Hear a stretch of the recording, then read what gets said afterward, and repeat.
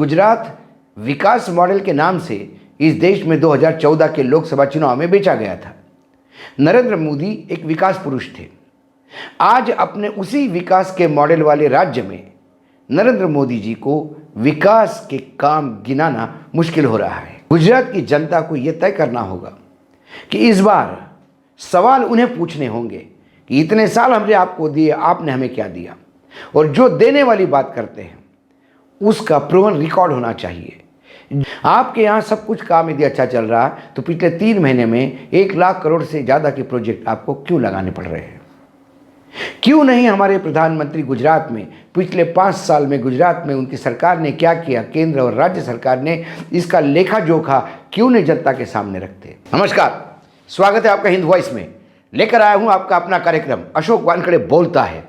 अशोक वानखेड़े बोलता है तो फिर अशोक वानखेड़े तोलता है, और इस बार तुलेंगे राजनीतिक दलों के नेता। इसमें भाजपा भी है, इसमें कांग्रेस भी है, क्योंकि गुजरात में कुरुक्षेत्र बना हुआ है। चुनाव क्या मतदान दिसंबर के 1 और 5 तारीख को है, और चुनाव का प्रचार अपने पीक पे है। कांग्रेस पे बार बार आरोप लगा रहे थे कि कांग्रेस इस चुनाव से भाग रही है, राहुल गांधी डर गए इसलिए गुजरात नहीं आ रहे हैं। लेकिन ये बहुत पहले कांग्रेस ने कह दिया था कि राहुल गांधी भारत जोड़ो यात्रा पे है, जिसे बहुत ज़बरदस्त रिस्पांस मिल रहा था। और महाराष्ट्र यानी केरल से शुरू हुई यात्रा तमिलनाडु के बाद कर्नाटका, आंध्र प्रदेश, तेलंगाना, महाराष्ट्र होते हुए मध्य प्रदेश में जब उन्होंने प्रवेश किया तो आधी यात्रा समाप्त होने के बाद उन्होंने सीधा गुजरात में प्रवेश किया। और गुजरात में जाने के बाद उन्होंने कल सूरत, राजकोट 2 जगह रैलियों को संबोधित किया। दूसरी ओर प्रधानमंत्री लगातार गुजरात में हर दूसरे दिन अपनी रैलीज कर रहे हैं। दोनों तरफ से ज़बरदस्त तरीके से प्रेशर बना हुआ है। लेकिन सबसे बड़ा अहम सवाल इसलिए हम उनको तोल रहे हैं क्योंकि कोई विकास की बात नहीं करता, सब विक्टिम कार्ड खेल रहे हैं, सब इमोशनल इश्यूज पे बात करते हैं। जबकि गुजरात विकास मॉडल के नाम से इस देश में 2014 के लोकसभा चुनाव में बेचा गया था। नरेंद्र मोदी एक विकास पुरुष थे।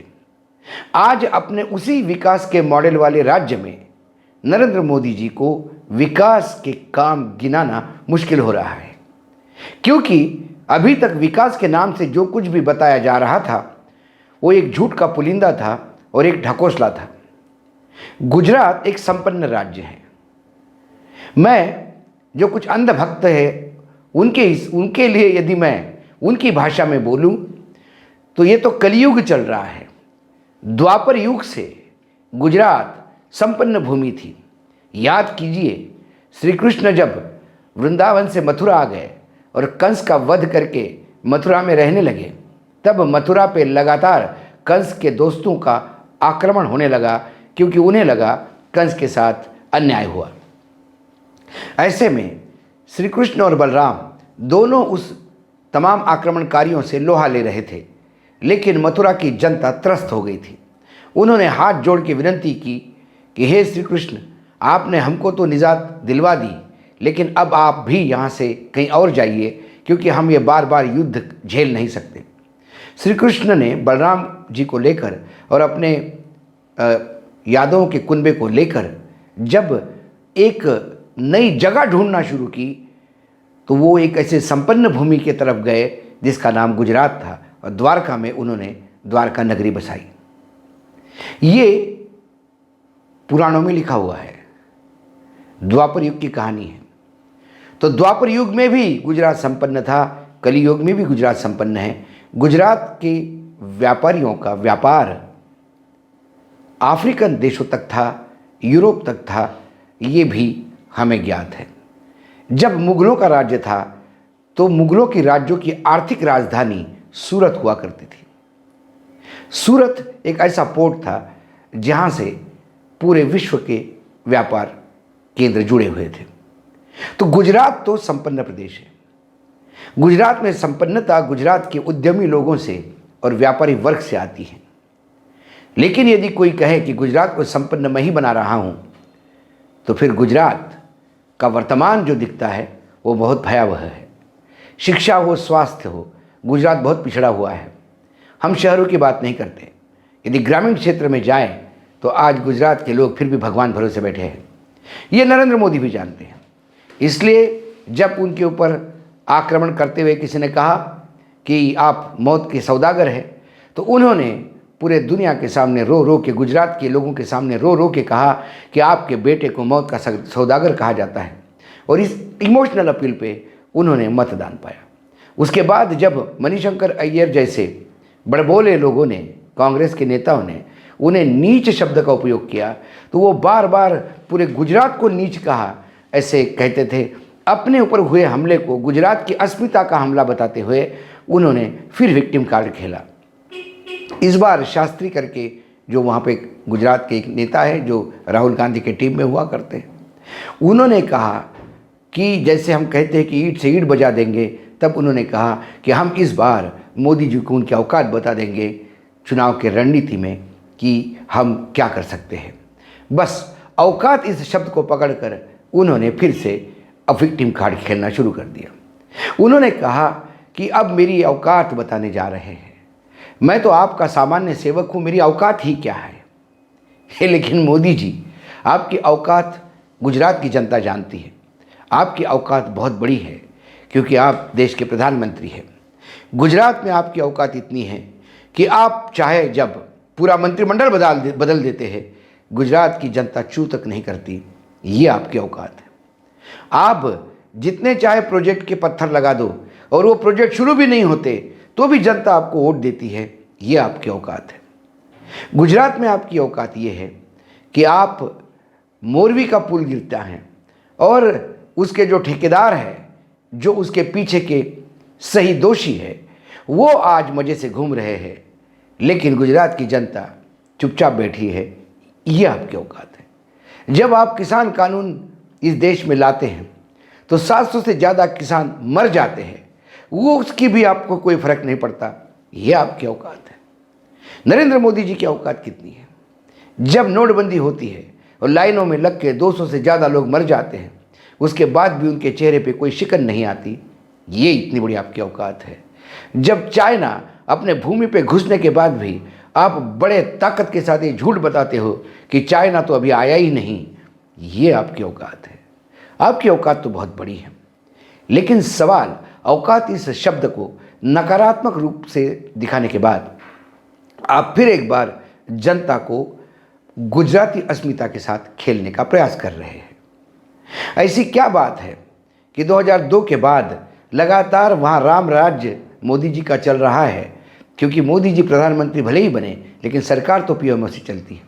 ये सब कुछ होने के बाद भी 2002 से लेके 2019 तक, पिछले चुनाव तक, क्यों बीजेपी की सीटें लगातार घटती आ रही है, इस सवाल का जवाब कोई नहीं देना चाहता। ड्रॉप आउट का रेट क्यों ज़्यादा है, क्यों नहीं बताना चाहता। गुजरात में इंडस्ट्रीज़ का पॉल्यूशन सबसे ज़्यादा है, इसके बारे में कोई बताना नहीं चाहते। गुजरात में रूरल और शहरों में, ग्रामीण और शहरों में सुविधाओं का अभाव का जो गैप है वो बहुत ज़्यादा है, इसके बारे में कोई बताना नहीं चाहता।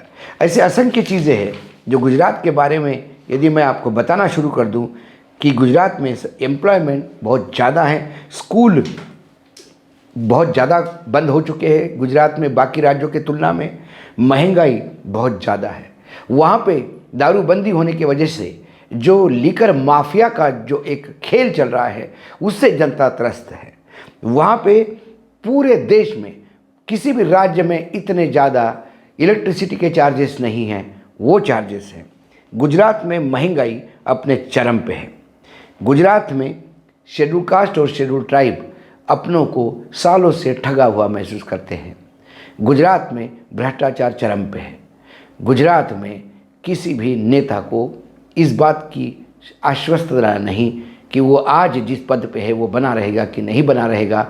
ये अनसर्टिनिटी वाला फैक्टर गुजरात में बहुत ज़्यादा है। इसके बाद भी ये सब कुछ करते हुए भी आप लगातार सत्ता में आते हैं और फिर आप कहते हैं कि मेरी औकाती क्या है। राहुल गांधी के पदयात्रा के बाद जब वो आए तो राहुल गांधी के पदयात्रा पे मोदी जी ने कटाक्ष करते हुए कहा, कुछ लोग पद पाने के लिए पैदल यात्रा कर रहे हैं।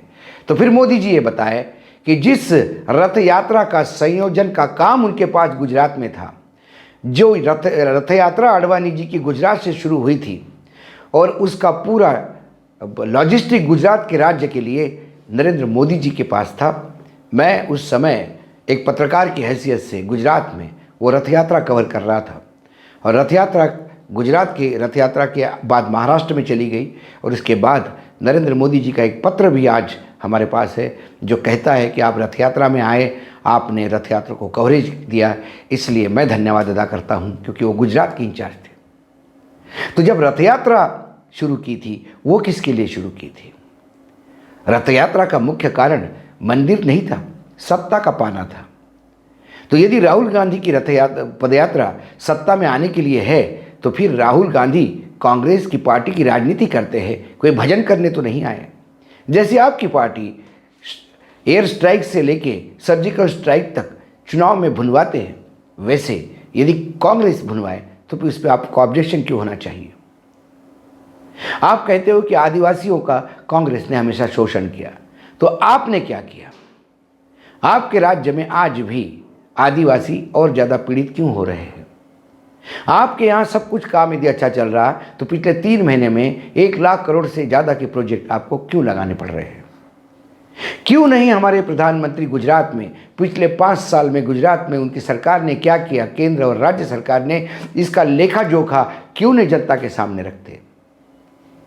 या उनके पास रखने के लिए कुछ नहीं? सवाल यह है, कांग्रेस के पास भी वो कौन सा रोल मॉडल है, कांग्रेस के पास भी ऐसा कौन सा रोड मैप है जो गुजरात की जनता को वो बताएं कि यदि वो 5 साल सत्ता में रहते हैं तो गुजरात के जनता के जीवन में एक आमूल बदलाव करने का वो प्रयास करेंगे? ऐसा एक मैनिफेस्टो, स्ट्रांग मैनिफेस्टो उनके पास नहीं है। आम आदमी पार्टी बीच में जो तीसरा पक्ष के रूप में उभर रही है और ट्रायंगुलर कॉन्टेस्ट करने का प्रयास कर रही है। उबाल तो बहुत आया है, लेकिन मुझे नहीं लगता ये ट्रायंगुलर होगा, क्योंकि वहाँ कहीं ना कहीं संगठन की कमी की वजह से आम आदमी पार्टी की कमज़ोर पड़ती नज़र आ रही है। लेकिन आम आदमी पार्टी भी हम ये फ्री देंगे, हम वो फ्री देंगे वाली बात करते हैं, लेकिन गुजरात का एक विकास का रोड मैप वो भी देने के लिए तैयार है ये नहीं है।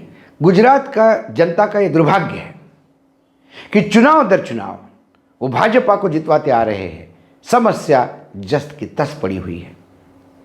गुजरात की जनता का ये दुर्भाग्य है कि गुजरात की जनता इमोशनल कार्ड पे, गुजरात की अस्मिता पे या फिर हिंदुत्व के नाम पे चुनाव के समय ऐसे डिसीजन लेते हैं कि 5 साल का आपका भविष्य फिर भगवान के भरोसे छोड़ जाते हैं।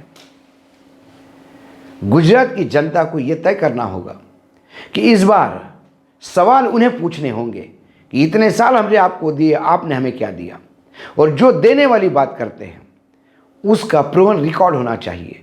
जो प्रोजेक्ट आपने अभी अनाउंस किए और 2014 में जो प्रोजेक्ट अनाउंस हुए, 2015 में जो प्रोजेक्ट अनाउंस हो गए, उस प्रोजेक्ट में और आज में उसमें कितनी पूर्ति हुई है या वो सिर्फ पत्थर लगे हुए बने हुए हैं? ऐसे तमाम चीज़ें हैं जो गुजरात की जनता को तय करना है। जो नेता इधर से उधर मेंढक जैसे कूदते रहते हैं उनके क्रेडिबिलिटी पे भी सवाल जनता को उठाना होगा, क्योंकि इनकी विचारधारा यदि सत्ता पाने के लिए बदलती है तो ऐसे बार बार विचारधारा बदलने वाले लोगों को विश्वास कैसा रखा जाए कि वो वाकई जनता के लिए काम करना चाहते हैं या अपना सत्ता का सुख भोगने के लिए काम करना चाहते हैं। ना राहुल गांधी वो रोड मैप दे पा रहे हैं, ना बीजेपी के प्रधानमंत्री जो स्टार प्रचारक हैं वो रोड मैप देना चाह रहे हैं। सब इमोशनल खेल खेल रहे हैं। लेकिन बेरोजगारों को रोजगार इमोशन से नहीं मिलता, किसानों की उसके उपज की कीमत या इलेक्ट्रिसिटी के भाव कम नहीं होंगे सिर्फ इमोशनल कार्ड खेल के। जहाँ पानी का संकट है, जहाँ पॉल्यूशन का संकट है, जहाँ किसान फिर भी आत्महत्या करता है, इन तमाम बातों की जो जड़ है वो समस्या है जो सालों से गुजरात में बनी हुई है। इसलिए मुझे लगता है इस बार सभी राजनीतिक दलों को तोड़ना चाहिए और जनता को उनको सवाल पूछने चाहिए कि आप हमारा भला कैसा करेंगे। इसका रोड मैप जब तक आप हमको नहीं देंगे तब तक हम आपकी बात कैसे मानेंगे। लेकिन ये बात तो हम हिंद वॉइस में बोलते रहते हैं। ये जनता को तय करना है गुजरात के कि वो किस बिना पर, किस आधार पे आने वाले 5 साल का भविष्य किसके हाथ में सौंपने जा रहा है। इसलिए आज हम नेताओं को तोड़ रहे थे। आज इतना ही, फिर आता हूँ किसी विषय के साथ। तब तक के लिए नमस्कार। देखते रहिएगा हिंद वॉइस।